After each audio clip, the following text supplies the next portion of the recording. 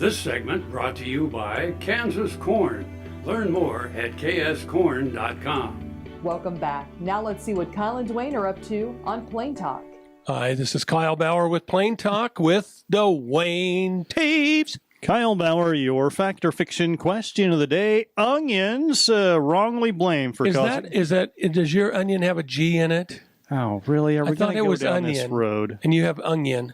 Well, I just want to make sure they're the same thing because you are pretty picky on your fact or fiction sometimes. You're pretty picky on my pronunciation. Am I going to answer for onion or onion? Onion. Onion. There we go. Onion wrongly blamed for causing outbreaks of leprosy in 17th century Europe. Fact or fiction? No, I think it was considered it's a fiction. It was considered a way to fix it. I don't know about onions. However, it was the potato that got the bad rap. Bad rap on leprosy. I got a W. Hot dog. Put one in the W column. You may have heard that recently there's a lot of hoo-ha around about the promised crop from God, hemp. Okay. Hemp. I hadn't really heard it named that way. It's going to solve all the problems of agriculture, and it came through now on the federal farm bill. Right. Now, just so everybody understands, hemp is not the same as marijuana. Correct. One's industrial. Right. One's and it was raised something widely different. Prior to World War II. Okay. It was outlawed, I believe, in 1937. Then they put it back in law during World War II because they needed the products. And then immediately after World War II, they outlawed it again. Why? Well, depends who you ask, and I don't want to get into that. But is that about the Prohibition time? Well, they actually, there's a lot of conspiracy theory people, and quite honestly, I suspect they're right, that said it had to do with the oil industry not wanting to compete with it because they could make plastics out of it, and certainly back then, I thought all they did was made rope. No, they did lots a lot of other things out of it too. Okay. Yeah, but nowadays with the hemp coming back, these are all the things that they're going to make: apparel, fabrics, bags, shoes, socks. I just didn't know we were short of something to make those things out of. But let's go on. Technical textiles like rope and netting and canvas and carpeting.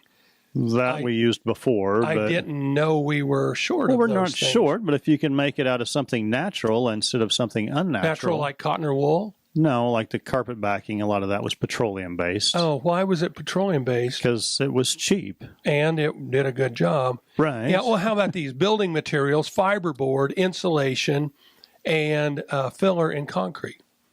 Okay. Well, it seems we have those things. We have stuff. We have those things sand. right now. Filler in concrete would be sand. Well, I think sometimes they put in fiberglass also to add strength to it. And I'm suspecting that's maybe where industrial products, though, like bedding and mulch and boiler fuel and absorbent. Well, wait a minute. We've kind of got those already. I mean, there's millions and bazillions of acres of trees in the United States are go unharvested every year because there isn't a market for them. Right. Oh, but paper, printing paper, cigarette filters, newsprint, packaging, and cardboard.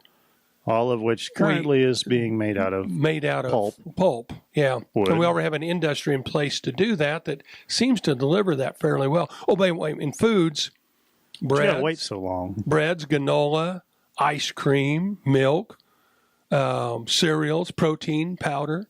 Right. So it appears it's going to come in direct competition with all the other things that are already out there produced by farmers. Right. So, but it gives them a new cash crop.